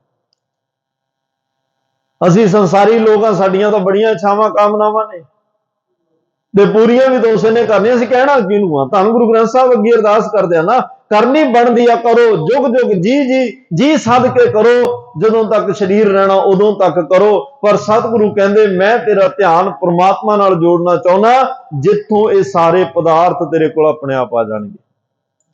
ਜਿਹੜਾ ਸਾਰੇ ਪਦਾਰਥਾਂ ਦਾ ਮਾਲਕ ਹੈ, ਮਹਾਰਾਜ ਕਹਿੰਦੇ ਮੈਂ ਤੇਰਾ ਧਿਆਨ ਤੇਰੀ ਸੁਰਤ ਉਹਦੇ ਨਾਲ ਜੋੜਨੀ ਚਾਹੁੰਦਾ, ਤਾਂ ਕਿ ਤੈਨੂੰ ਕਦੇ ਕਿਸੇ ਅੱਗੇ ਝੋਲੀ ਨਾ ਅੱਡਣੀ ਪਵੇ, ਕਦੇ ਕਿਸੇ ਅੱਗੇ ਝੋਲੀ ਨਾ ਅੱਡਣੀ ਪਵੇ। ਜਦੋਂ ਝੋਲੀ ਅੱਡੇ ਵਾਹਿਗੁਰੂ ਦੇ ਅੱਗੇ ਅੱਡੇ ਤੇ ਤੇਰੀ ਝੋਲੀ ਇਹੋ ਜਿਹੀ ਭਰਦਾ ਹੈ, ਜਨਮਾਂ ਜਨਮਾਂ ਦੀਆਂ ਭੁੱਖਾਂ ਮੁੱਕ ਜਾਣ। ਗੁਰੂ ਗ੍ਰੰਥ ਸਾਹਿਬ ਮਹਾਰਾਜ ਕਹਿੰਦੇ ਮੇਰੀ ਇੱਛਾ ਇਹ ਹੈ। ਪਰਮਾਤਮਾ ਕੀ ਹੈ ਭਾਈ? ਸदैव ਅਕਾਮ ਹੈ, ਹਮੇਸ਼ਾ ਹੀ ਉਹ ਕਾਮਨਾਵਾਂ ਤੋਂ ਰਹਿਤ ਹੈ। ਸਤਿਗੁਰੂ ਕਹਿੰਦੇ ਉਹ ਪਰਮਾਤਮਾ ਇੱਛਾਵਾਂ ਪੂਰੀਆਂ ਕਰਨ ਵਾਲਾ, ਲੇਕਿਨ ਉਹਨੂੰ ਆਪ ਨੂੰ ਕੋਈ ਇੱਛਾ ਨਹੀਂ। ਭੋਜਨ ਦੀ ਉਹਨੂੰ ਇੱਛਾ ਨਹੀਂ, ਕੱਪੜਿਆਂ ਦੀ ਉਹਨੂੰ ਇੱਛਾ ਨਹੀਂ, ਘਰ ਦੀ ਉਹਨੂੰ ਇੱਛਾ ਨਹੀਂ, ਗੱਡੀਆਂ ਦੀ ਉਹਨੂੰ ਇੱਛਾ, ਕੋਈ ਇੱਛਾ ਨਹੀਂ। ਸਾਨੂੰ ਜਿਹੜੀਆਂ ਇਹ ਸਾਰੀਆਂ ਇੱਛਾਵਾਂ ਉਹ ਪੂਰੀਆਂ ਕਰਦਾ ਹੈ, ਜਿਹਨੂੰ ਆਪ ਨੂੰ ਕੋਈ ਇੱਛਾ ਨਹੀਂ। ਨਿਰਬਾਧ ਸਰੂਪ ਹੈ। ਨਿਰਬਾਧ ਦਾ ਅਰਥ ਹੁੰਦਾ ਜਿਹਦੇ ਰਾਹ ਵਿੱਚ ਕੋਈ ਰੋਕ ਨਾ ਪਾਈ ਜਾ ਸਕੇ। ਜਦੋਂ ਉਹ ਤੁਰਿਆ ਜਾ ਰਿਹਾ, ਕੰਮ ਕਰ ਰਿਹਾ, ਜੋ ਉਹਨੇ ਫੈਸਲਾ ਕੀਤਾ ਉਹਦੇ ਵਿੱਚ ਕੋਈ ਅੜਚਣ ਨਾ ਪਾ ਸਕੇ। ਰੱਬ ਦੇ ਫੈਸਲੇ ਨੂੰ, ਜਿਵੇਂ ਅੱਜ ਲੋਅਰ ਕੋਰਟ ਨੇ ਫੈਸਲਾ ਕੀਤਾ ਤੇ ਅਗਲਿਆਂ ਨੇ ਸੈਸ਼ਨ ਕੋਰਟ 'ਚ ਚੈਲੰਜ ਕਰਤਾ, ਸੈਸ਼ਨ ਨੇ ਫੈਸਲਾ ਦਿੱਤਾ, ਹਾਈ ਕੋਰਟ ਚੈਲੰਜ ਹੋ ਗਿਆ, ਹਾਈ ਕੋਰਟ ਨੇ ਕੀਤਾ, ਸੁਪਰੀਮ ਕੋਰਟ ਚੈਲੰਜ ਕਰ, ਲੇਕਿਨ ਰੱਬ ਦਾ ਫੈਸਲਾ ਜੋ ਉਹਨੇ ਕਰ ਦਿੱਤਾ ਕਿਸੇ ਕੋਰਟ ਵਿੱਚ ਚੈਲੰਜ ਨਹੀਂ ਕੀਤਾ ਜਾ ਸਕਦਾ। ਤਾਂ ਹੀ ਤਾਂ ਉਹ ਰਾਜਾਨ ਰਾਜ ਹੈ ਕਿ ਉਹਦੇ ਫੈਸਲੇ ਜੁਗੋ ਜੁਗ ਅਟਲ ਨੇ, ਕੋਈ ਚੈਲੰਜ ਨਹੀਂ ਕਰ ਸਕਦਾ, ਉਹਦੇ ਰਾਹ ਵਿੱਚ ਕੋਈ ਰੋਕ ਨਹੀਂ ਪਾ ਸਕਦਾ। ਪਰਮਾਤਮਾ ਤੋਂ ਐਸੀ ਹਸਤੀ ਹੈ ਜਿਹਦੇ ਰਾਜ ਵਿੱਚ ਕੋਈ ਰੋਕ ਨਹੀਂ ਪਾ ਸਕਦਾ, ਜਿਹੜਾ ਰਾਜ ਸੁਤੰਤਰਤਾ ਨਾਲ ਆਪਣੀ ਮਰਜ਼ੀ ਨਾਲ ਇਹ ਸਾਰੇ ਬ੍ਰਹਿਮੰਡ ਦਾ ਰਾਜ ਚਲਾ ਰਿਹਾ ਹੈ। ਕੋਈ ਮੰਤਰੀ ਸੰਤਰੀ ਸਲਾਹਕਾਰ ਨਹੀਂ ਹੈ ਉਹਦਾ, ਕੋਈ ਉਹਦੇ ਸਿਆਸੀ ਸਲਾਹਕਾਰ ਨਹੀਂ, ਕੋਈ ਉਹਦਾ ਮੀਡੀਆ ਸਲਾਹਕਾਰ ਨਹੀਂ ਹੈ। ਬਸ ਜੋ ਕਰ ਰਿਹਾ ਬੀਓ ਪੂਛ ਨਾ ਮਸਲਤ ਧਰਿਆ, ਜੋ ਕੁਝ ਕਰੇ ਸੋ ਆਪੇ ਕਰੇ। ਬੀਓ ਦਾ ਮਤਲਬ ਦੂਜਾ, ਕਿਸੇ ਦੂਜੇ ਤੋਂ ਸਲਾਹ ਲੈਂਦੇ ਹੀ ਨਹੀਂ ਭਾਈ, ਮੈਂ ਆਹ ਕਰਨਾ ਦੱਸੋ ਕਰਾਂ ਕਿ ਨਾ ਕਰਾਂ, ਮੈਂ ਇੱਥੇ ਤੂਫਾਨ, ਇੱਥੇ ਭੁਚਾਲ ਲਿਆਵਾਂ ਕਿ ਨਾ ਲਿਆਵਾਂ, ਕੋਈ ਨਹੀਂ ਪੁੱਛਦਾ ਕਿ ਇਸ ਘਰ ਵਿੱਚ ਮੌਤ ਨੇ ਆਉਣਾ ਹੈ, ਤੁਸੀਂ ਦੱਸੋ ਵੀ ਇਹਦੇ ਨਿੱਕੇ ਨਿੱਕੇ ਬੱਚੇ ਆ, ਮੌਤ ਭੇਜੀਏ ਕਿ ਨਾ ਭੇਜੀਏ। ਉਹਦਾ ਜੋ ਇੱਕ ਸਿਸਟਮ ਹੈ, ਕਰਮਾਂ ਦੇ ਆਧਾਰ ਤੇ ਲੋਕ ਸੰਸਾਰ ਜਿਹੜਾ ਕਰਮੀ ਆਵੇ ਕਪੜਾ, ਕਰਮੀ ਆਪੋ ਆਪਣੀ ਕੇ ਨੇੜੇ ਕੇ ਦੂਰ, ਕਰਮੀ ਕਰਮੀ ਹੋਏ ਵਿਚਾਰ, ਜੋ ਮੈਂ ਕੀਆ ਸੋ ਮੈਂ ਪਾਇਆ, ਦੋਸ਼ ਨਾ ਦੀਜੈ ਅਵਰ ਜਨਾ। ਇਹ ਸਭ ਕਰਮਾਂ ਦੀ ਗੱਲ ਹੈ। ਇਨਸਾਨ ਨੂੰ ਇਹ ਗੱਲ ਮੰਨ ਲੈਣੀ ਚਾਹੀਦੀ ਹੈ, ਜੋ ਮੈਂ ਕੀਤਾ ਹੈ ਉਹ ਮੈਂ ਪਾ ਲਿਆ। ਇੱਥੇ ਨਜਾਇਜ਼ ਨਹੀਂ ਕੁਛ ਹੁੰਦਾ। ਸੰਸਾਰ ਵਿੱਚ ਕੋਈ ਜਾਇਜ਼ ਨਜਾਇਜ਼ ਹੋ ਸਕਦਾ, ਪਰ ਇੱਥੇ ਤਾਂ ਜੋ ਹੁੰਦਾ ਬਿਲਕੁਲ ਇਨਸਾਫ, ਕਿਉਂਕਿ ਉੱਥੇ ਸੱਚੋ ਹੀ ਸੱਚ ਨਿਬੜਾ। ਮਹਾਰਾਜ ਦਾ ਇਨਸਾਫ ਦਾ ਤਰਾਜੂ ਬੜਾ ਕਮਾਲ ਦਾ ਹੈ, ਘੱਟ ਨਹੀਂ ਤੋਲਦਾ, ਵੱਧ ਨਹੀਂ ਤੋਲਦਾ, ਜਾਇਜ਼ ਨਹੀਂ ਕਰਦਾ, ਨਜਾਇਜ਼ ਨਹੀਂ ਕਰਦਾ, ਉਹੀ ਕਰਦਾ ਜੋ ਹੋਣ ਵਾਲਾ ਹੈ।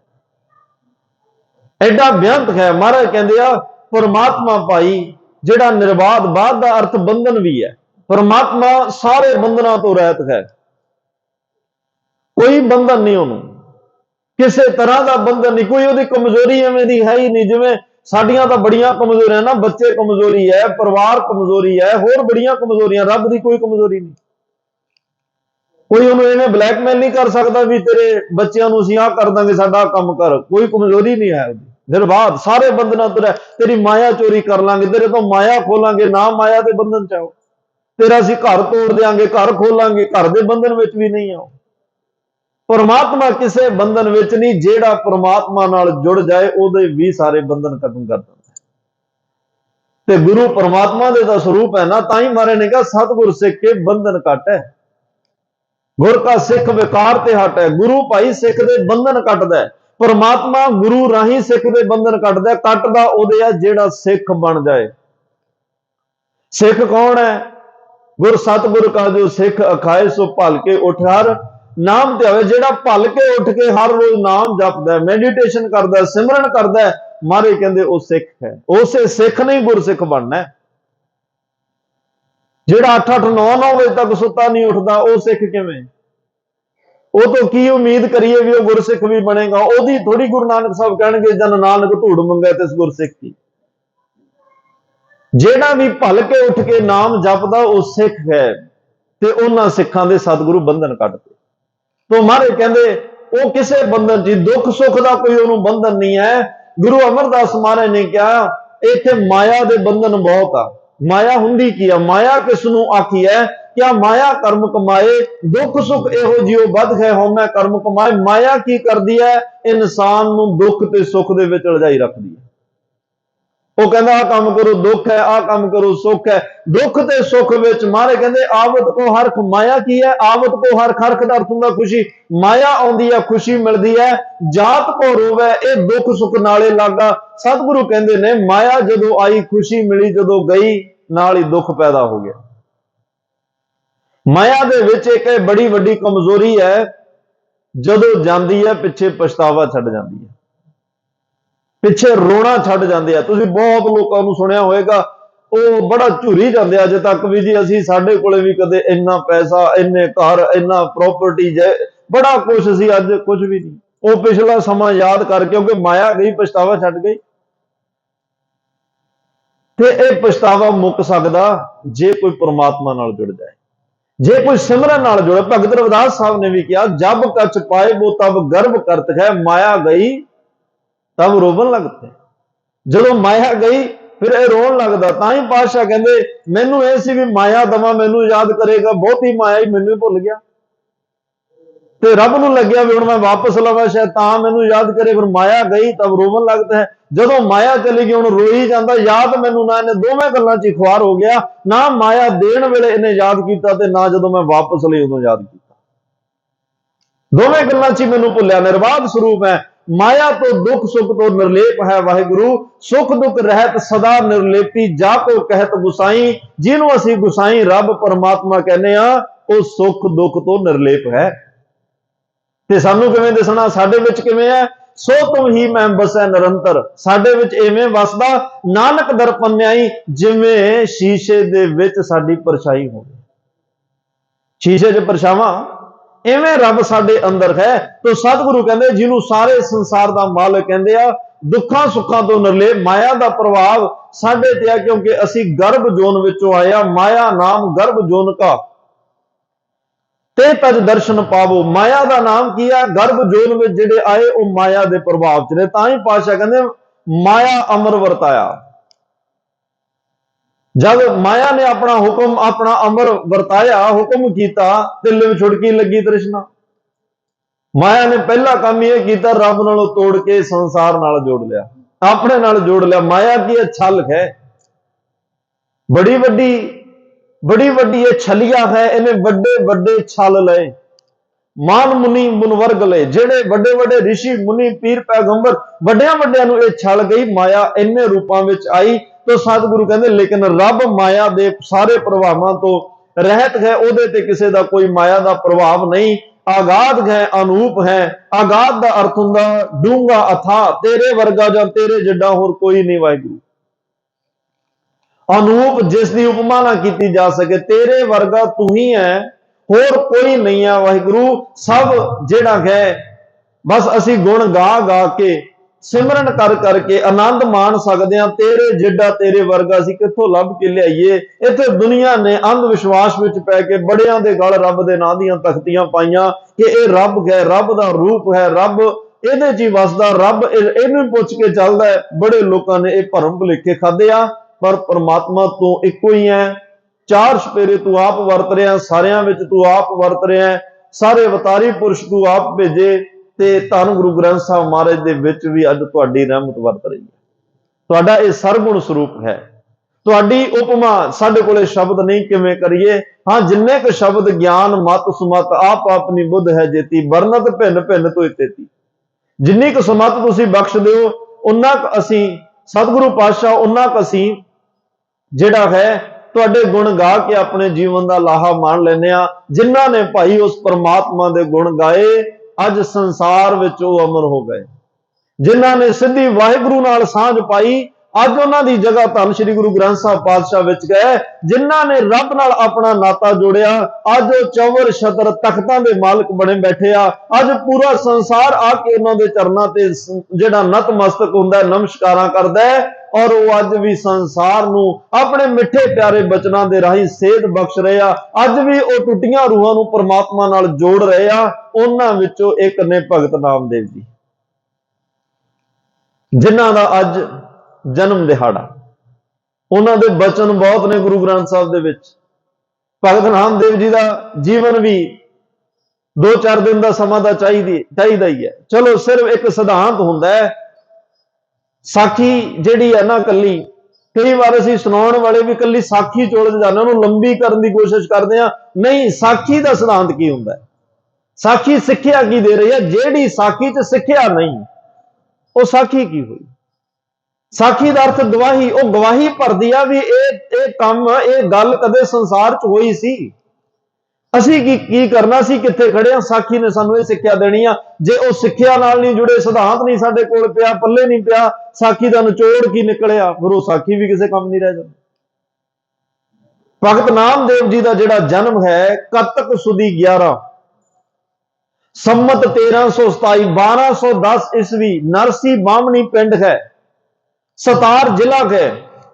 ते ये भाई साहब भाई कान सिंह जी नाभा, होर भी बड़े विद्वाना ने। चलो ये साडी हुण तक एक त्रास दी एक कमजोरी है कि असीं अपने संतां महापुरुष भगत ब्रह्म ज्ञानी जां जिहड़े भी शहीद होए ने जां गुरु साहिबाना दे कई बार जन्म तरीकां नूं लैके असीं हजे तक इन्नी डूंघाई जां विच जाके वो गल ते नहीं पहुंच सके भी सारियां दी रह एक हो जाए।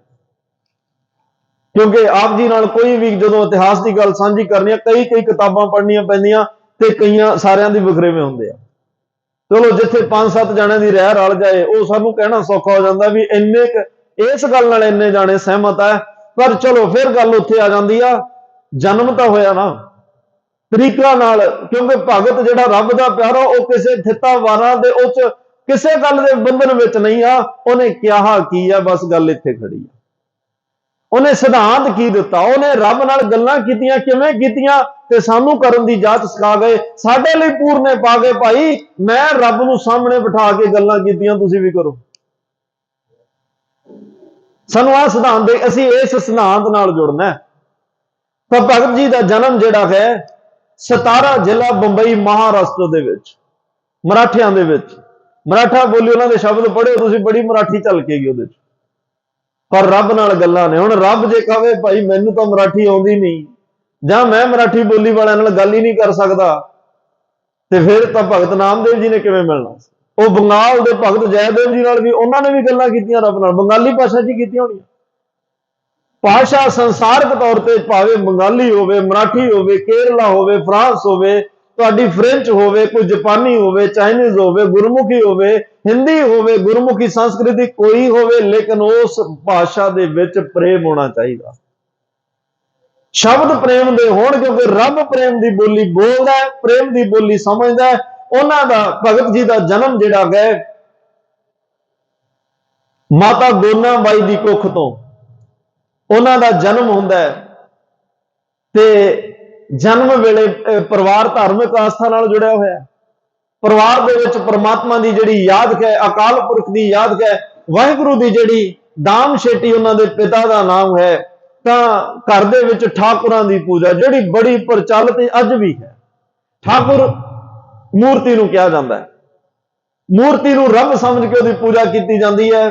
ਤੇ ਇੱਕ ਦਿਨ ਠਾਕੁਰ ਜਿਹੜੇ ਨੇ ਉਹਨਾਂ ਨੂੰ ਭੋਗ ਵੀ ਲਵਾਉਂਦੇ ਆ, ਦੁੱਧ ਵੀ ਲੈ ਕੇ ਜਾਂਦਾ, ਸਾਰਾ ਕੁਝ ਕਰਦੇ ਆ। ਭਗਤ ਨਾਮਦੇਵ ਜੀ ਦੇ ਪਿਤਾ ਨੇ ਕਿਤੇ ਜਾਣਾ ਸੀ, ਉਹ ਭਗਤ ਜੀ ਨੂੰ ਕਹਿ ਕੇ ਪਿਆ ਮੈਂ ਕੰਮ ਚੱਲਿਆ, ਆ ਠਾਕੁਰਾਂ ਨੂੰ ਦੁੱਧ ਪਿਲਾ ਆਈ।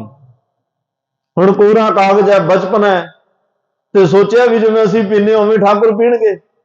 ਉਹ ਆਪਣੀ ਕਹਿੰਦੇ ਨੇ ਕਪਲਾ ਗਾਂ, ਗੋਰੀ ਗਾਂ ਦਾ ਦੁੱਧ ਚੋ ਕੇ ਲੈ ਕੇ ਗਏ। ਕਿੰਨਾ ਚਿਰ ਬੈਠੇ ਠਾਕੁਰਾਂ ਨੂੰ ਬੇਨਤੀ, ਪਹਿਲਾਂ ਨਲਾਇਆ ਠਾਕੁਰਾਂ ਨੂੰ, ਇਸ਼ਨਾਨ ਕਰਾਇਆ, ਫਿਰ ਉਹਨਾਂ ਨੇ ਤਿਲਕ ਵੀ ਲਾਇਆ ਚੰਦਨ ਦਾ, ਫਿਰ ਸਾਹਮਣੇ ਬੈਠ ਕੇ ਹੁਣ ਪਹਿਲਾਂ ਦੁੱਧ ਰੱਖਿਆ ਵੀ ਸ਼ਾਇਦ ਆਪ ਨੂੰ ਪਤਾ ਨਹੀਂ ਨਾ ਕਿ ਭਾਈ ਇਸ ਠਾਕੁਰ ਨੇ ਦੁੱਧ ਨਹੀਂ ਪੀਣਾ, ਜਿਹੜਾ ਅੰਦਰ ਬੈਠਾ ਸਾਰਿਆਂ 'ਚ ਬੈਠਾ ਉਹਨੂੰ ਪਿਲਾ। ਪੱਥਰ ਕਿਵੇਂ ਦੁੱਧ ਪੀਵੇ? ਬੈਠੇ ਅਰਦਾਸਾਂ ਕਰੀ ਗਏ, ਜਿਵੇਂ ਭਾਈ ਗੁਰਦਾਸ ਸਾਹਿਬ ਨੇ ਵੀ ਕਿਹਾ। ਚਲੋ ਉਹਨਾਂ ਨੇ ਆਪਣੀ ਬਾਣੀ ਵਿੱਚ ਵੀ ਜ਼ਿਕਰ ਕੀਤਾ, ਪਰ ਅਖੀਰ ਤੇ ਹੁਣ ਕਿਵੇਂ ਦੁੱਧ ਪੀਣਾ ਸੀ ਉਸ ਠਾਕੁਰ ਨੇ। ਕਈਆਂ ਨੇ ਕਿਹਾ ਉਹਨਾਂ ਨੇ ਆਪ ਵੇਖਿਆ ਵੀ ਇਹ ਠਾਕੁਰ ਰੱਬ ਤਾਂ ਮੇਰੇ ਅੰਦਰ ਬੈਠਾ, ਮੈਂ ਆਪ ਹੀ ਦੁੱਧ ਪੀ ਲਾਂ। ਕਿਸੇ ਨੇ ਲਿਖਿਆ ਕਿ ਕਿਸੇ ਲੋੜਵੰਦ ਨੂੰ ਪਿਲਾ ਕੇ ਉਹਨਾਂ ਨੇ ਸੋਚ ਲਿਆ ਵੀ ਅਸਲ ਠਾਕੁਰ ਨੂੰ ਦੁੱਧ ਪਿਲਾ ਦਿੱਤਾ। ਮੈਂ ਅਸਲ ਠਾਕੁਰ ਨੂੰ ਦੁੱਧ ਪਿਲਾਇਆ ਜਿਹੜਾ ਭੁੱਖ ਨਾਲ ਤੜਪ ਰਿਹਾ ਸੀ।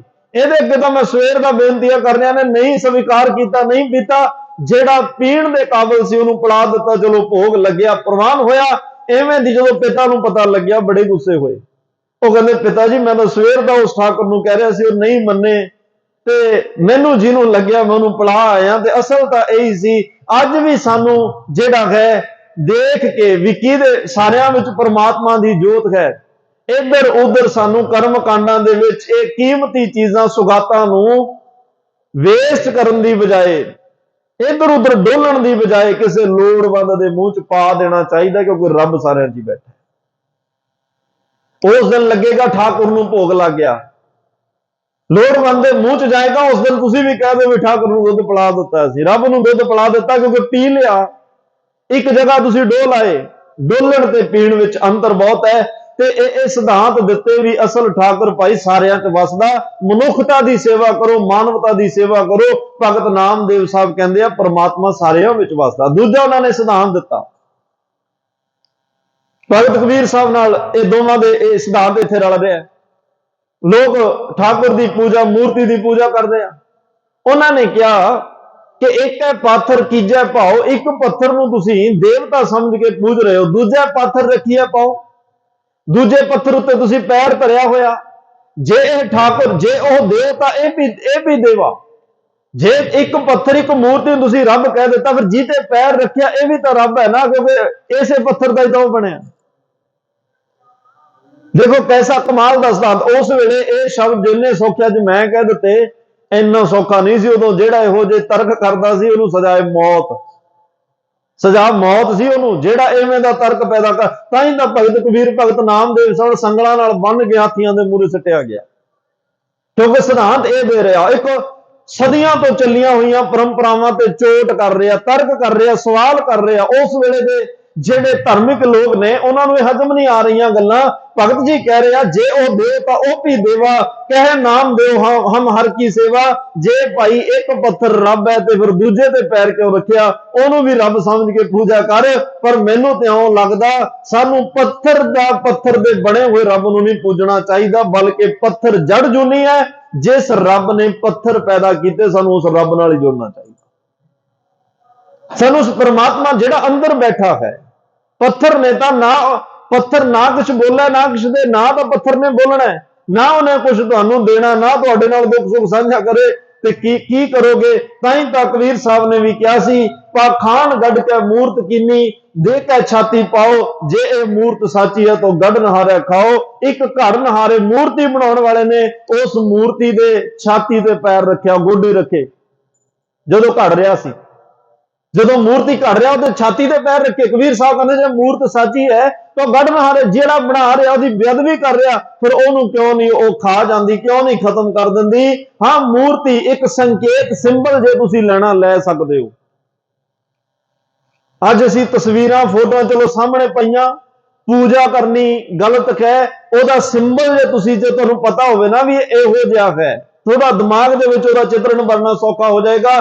ਹਾਂ, ਜਿਹਦੀ ਉਹ ਮੂਰਤੀ ਹੈ, ਮੂਰਤੀ ਵੀ ਤਾਂ ਕਿਸੇ ਨੇ ਭੇਜੀ ਨਾ, ਪਰਮਾਤਮਾ ਨਹੀਂ ਭੇਜੀ, ਪਰਮਾਤਮਾ ਦੇ ਉਹ ਦੇਵੀ ਦੇਵਤੇ ਸਾਜਿਆ। ਪਰਮਾਤਮਾ ਨਾਲ ਹੀ ਸਾਂਝ ਪਾ ਲਓ, ਉਸ ਵਾਹਿਗੁਰੂ ਨਾਲ ਹੀ ਸਾਂਝ ਪਾ ਲਓ। ਭਗਤ ਨਾਮਦੇਵ ਸਾਹਿਬ ਕਹਿੰਦੇ ਮੈਂ ਤਾਂ ਉਸ ਵਾਹਿਗੁਰੂ ਨਾਲ ਸਾਂਝਾਂ ਪਾ ਲਈਆਂ, ਉਸ ਪਰਮਾਤਮਾ ਨਾਲ ਸਾਂਝਾਂ ਪਾ ਲਈਆਂ, ਤੇ ਪਰਮਾਤਮਾ ਮੇਰੇ ਨਾਲ ਮਿਲਿਆ ਵੀ, ਮੈਨੂੰ ਮਿਲਿਆ ਵੀ, ਮੇਰੀਆਂ ਉਹਦੇ ਨਾਲ ਗੱਲਾਂ ਵੀ ਹੋਈਆਂ। ਮੈਂ ਫਿਰ ਬੇਨਤੀ ਕਰਾਂ, ਭਗਤ ਨਾਮਦੇਵ ਸਾਹਿਬ ਜਿਵੇਂ ਉਹਨਾਂ ਨੇ ਰੱਬ ਨੂੰ ਪਾਇਆ, ਕਿਤੇ ਸਾਨੂੰ ਪਾਉਣਾ।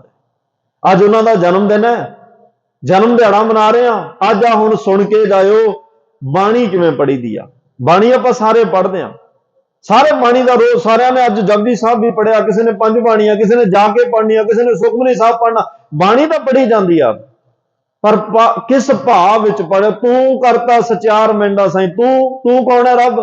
ਜਦੋਂ ਤੂੰ ਕਰਤਾ ਸਚਿਆਰ ਮੈਂਡਾ ਸਾਈਂ ਪੜੋਗੇ, ਉਦੋਂ ਇਹ ਅਹਿਸਾਸ ਹੋਵੇ ਵੀ ਜਿਹਨੂੰ ਮੈਂ ਤੂੰ ਸਚਿਆਰ ਕਰਤਾ ਮੈਂਡਾ ਸਾਈਂ, ਉਹ ਮੇਰੇ ਸਾਹਮਣੇ ਬੈਠਾ। ਸੋ ਦਰ ਤੇਰਾ ਕਿਹਾ, ਸੋ ਦਰ ਤੇਰਾ, ਤੇਰਾ ਕੌਣ ਹੈ? ਰੱਬ, ਪਰਮਾਤਮਾ। ਪਰਮਾਤਮਾ ਨਾਲ ਹੀ ਗੱਲ ਹੋ ਗਈ ਨਾ, ਤੇ ਅੱਗੋਂ ਰੱਬ ਵੀ ਬੋਲਦਾ। ਰੱਬ ਕੀ ਕਹਿ ਰਿਹਾ? ਕਹਿਣ ਲੱਗੇ ਭਾਈ ਮੈਂ ਆਪ ਸਵਾਰੇ ਮੈਂ ਮਿਲੇ। ਰੱਬ ਕਹਿੰਦਾ, ਜਦੋਂ ਨੇ ਜਵਾਬ ਦਿੱਤਾ ਤੂੰ ਆਪਣਾ ਆਪ ਸਵਾਰ। ਕਹਿਣ ਲੱਗੇ ਜੀ ਸਵਾਰ ਨਾਲ ਕੀ ਹੋਇਆ? ਕਹਿੰਦੇ ਮੈਂ ਮਿਲੇ, ਮੈਂ ਮਿਲਾਂਗਾ ਤੈਨੂੰ। ਰੱਬ ਕਹਿ ਰਿਹਾ ਭਾਈ ਤੂੰ ਆਪਣਾ ਅੰਦਰਲਾ ਸਵਾਰ ਲਾ, ਮੈਂ ਮਿਲਾਂਗਾ। ਮੈਂ ਮਿਲਿਆ ਸੁੱਖ ਹੋਏ, ਜਦੋਂ ਮੈਂ ਮਿਲ ਗਿਆ ਤੇਰੇ ਜੀਵਨ 'ਚ ਕੋਈ ਦੁੱਖ ਨਹੀਂ ਰਹੇਗਾ, ਸੁੱਖ ਹੀ ਸੁੱਖ ਹੋਏਗਾ। ਤੇ ਨਾਲੇ ਵੀ ਕਹਿ ਦਿੱਤਾ ਫਰੀਦਾ, ਜੇ ਤੂੰ ਮੇਰਾ ਹੋਏ ਰਹੇ ਮੈਂ, ਜੇ ਤੂੰ ਮੇਰਾ, ਤੂੰ ਮੇਰਾ।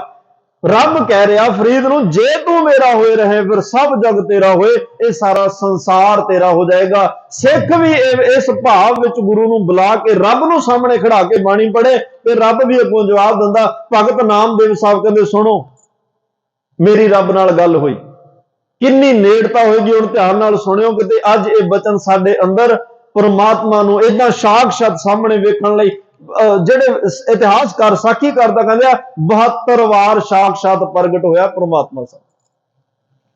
ਚਲੋ ਪਹਿਲਾਂ ਸ਼ਿਵ ਭਗਵਾਨ ਦੇ ਉਪਾਸ਼ਕ ਨੇ, ਵਿਸ਼ਨੂੰ ਭਗਵਾਨ ਦੇ ਉਪਾਸ਼ਕ ਨੇ, ਪਰ ਕਿਸੇ ਨਾ ਕਿਸੇ ਰਾਹੀਂ ਪਹੁੰਚ ਤਾਂ ਪਰਮਾਤਮਾ ਤੱਕ ਗਏ ਨਾ।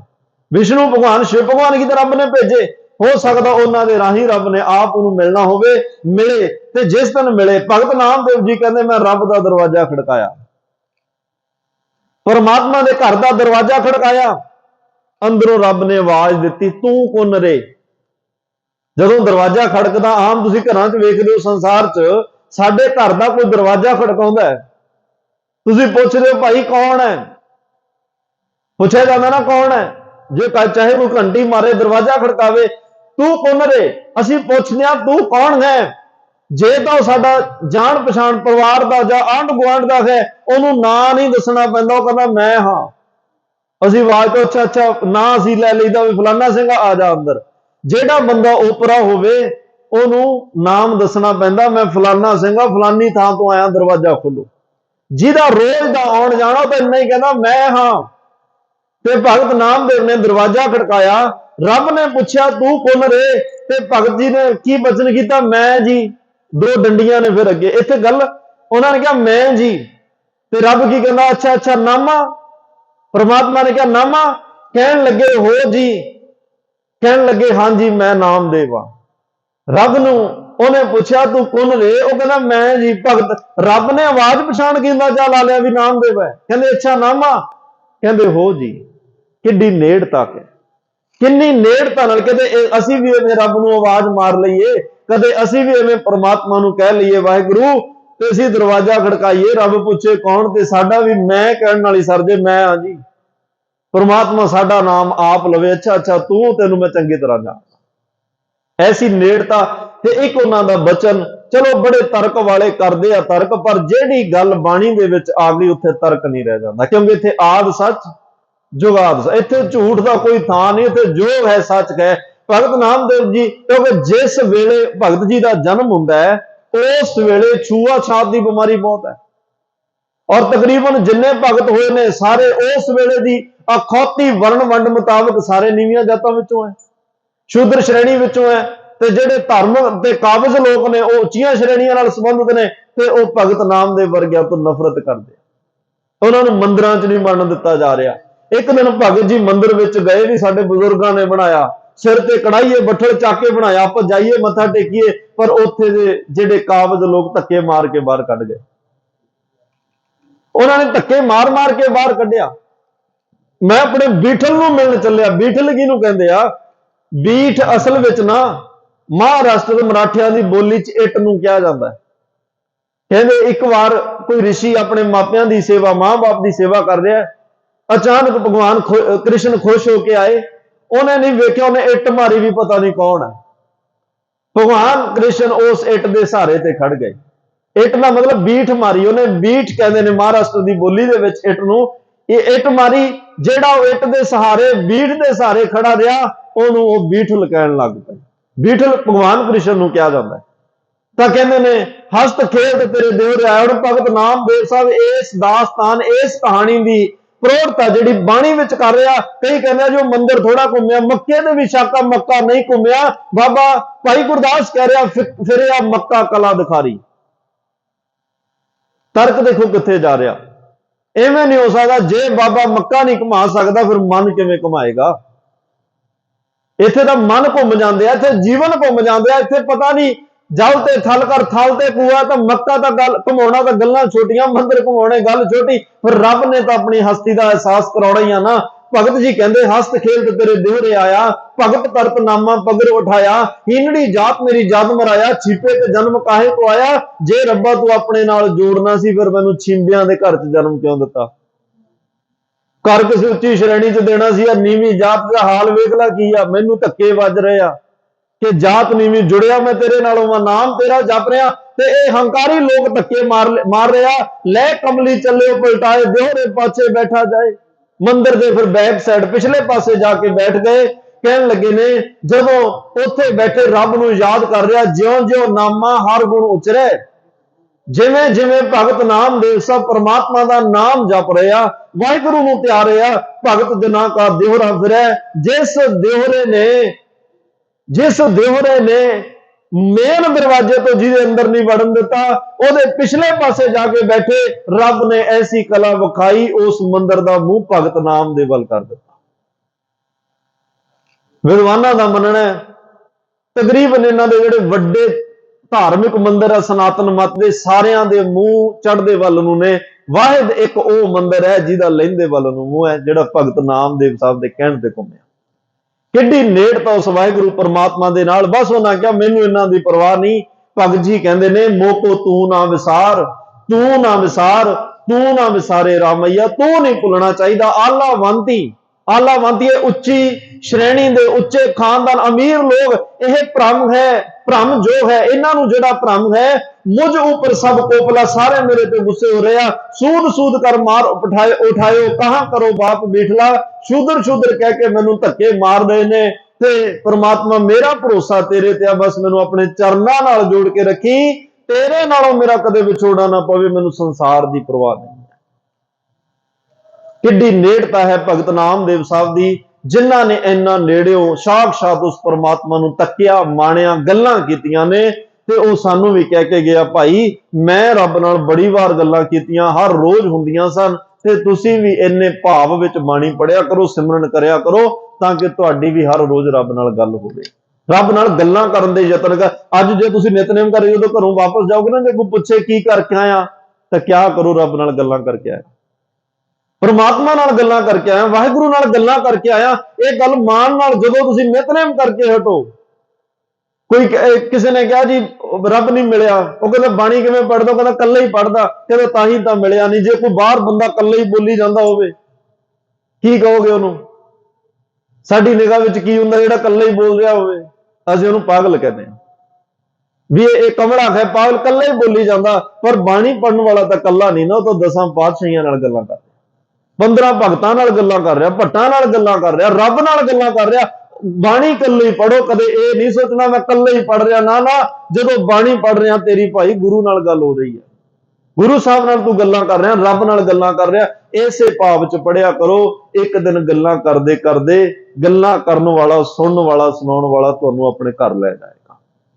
ਇੱਕ ਦਿਨ ਉਹ ਕਹੇਗਾ ਹੁਣ ਬਾਹਰ ਦਰਵਾਜ਼ੇ ਤੇ ਖੜੇ ਗੱਲਾਂ ਕਰੀ ਜਾਏਗਾ, ਆ ਮੇਰੇ ਘਰ ਵਿੱਚ ਵੀ ਆ। ਆਪਣੇ ਘਰ ਵਿੱਚ ਤੇ ਭਗਤ ਨਾਮਦੇਵ ਸਾਹਿਬ ਨੂੰ ਉਸ ਮੰਦਿਰ ਚੋਂ ਧੱਕੇ ਮਾਰੇ, ਧੰਨ ਗੁਰੂ ਨਾਨਕ ਸਾਹਿਬ ਨੇ ਹਰੀ ਮੰਦਿਰ ਚ ਬਿਠਾ ਦਿੱਤਾ। ਅੱਜ ਹਰਮੰਦਿਰ ਚ ਬੈਠਿਆ ਨਾ ਭਗਤ ਨਾਮਦੇਵ ਸਾਹਿਬ, ਜਿਹਨੂੰ ਧੱਕੇ ਵੱਜ ਰਹੇ ਸੀ, ਅੱਜ ਧੱਕੇ ਖਾਣ ਵੇਲੇ ਵਾਲੇ ਭਗਤ ਨਾਮਦੇਵ ਸਾਹਿਬ ਦੇ ਆ ਕੇ ਚਰਨਾਂ ਤੇ ਨਮਸਕਾਰਾਂ ਕਰਦੇ, ਅੱਜ ਮੱਥੇ ਟੇਕ ਰਿਹਾ, ਧੱਕੇ ਖਾਣ ਵਾਲਿਆਂ ਨੂੰ ਆਸਰਾ ਦੇ ਰਿਹਾ। ਇਹ ਨੇ ਭਾਈ ਭਗਤਾਂ ਦੀਆਂ ਗਾਥਾਵਾਂ ਤੇ ਉਹਨਾਂ ਦਾ ਪ੍ਰਮਾਤਮਾ ਨਾਲ ਦ੍ਰਿੜ ਪਿਆਰ, ਦ੍ਰਿੜ ਵਿਸ਼ਵਾਸ, ਅਟੁੱਟ ਵਿਸ਼ਵਾਸ ਹੈ। ਜੇ ਅੱਜ ਅਸੀਂ ਉਹਨਾਂ ਦਾ ਜਨਮ ਦਿਹਾੜਾ ਮਨਾਇਆ, ਅੱਜ ਮਨ ਵਿੱਚ ਪ੍ਰਮਾਤਮਾ ਲਈ ਪਿਆਰ ਵਿਸ਼ਵਾਸ ਪੱਕਾ ਕਰਕੇ ਜਾਈਏ, ਗੁਰੂ ਲਈ ਵਿਸ਼ਵਾਸ ਤੇ ਪਿਆਰ ਪੱਕਾ ਕਰਕੇ ਜਾਈਏ, ਫੇਰ ਹੀ ਉਹਨਾਂ ਦੇ ਜਨਮ ਦਿਹਾੜੇ ਮਨਾਏ ਸਫਲ। ਆਪ ਸੰਗਤਾਂ ਨੂੰ ਭਗਤ ਨਾਮਦੇਵ ਜੀ ਦੇ ਪਾਵਨ ਪਵਿੱਤਰ ਪ੍ਰਕਾਸ਼ ਦਿਹਾੜੇ ਦੀ ਲੱਖ ਲੱਖ ਵਧਾਈ ਹੋਵੇ। ਇੰਨੀਆਂ ਬੇਨਤੀਆਂ ਪ੍ਰਵਾਨ ਤਮਾਮ ਭੁੱਲਾਂ ਚੁੱਕਾਂ ਦੀ ਖਿਮਾ ਦੇਹੋ ਸੱਜਣ ਅਸੀਸਣੀਆਂ ਜੋ ਹੋਵੇ। ਸਾਹਿਬ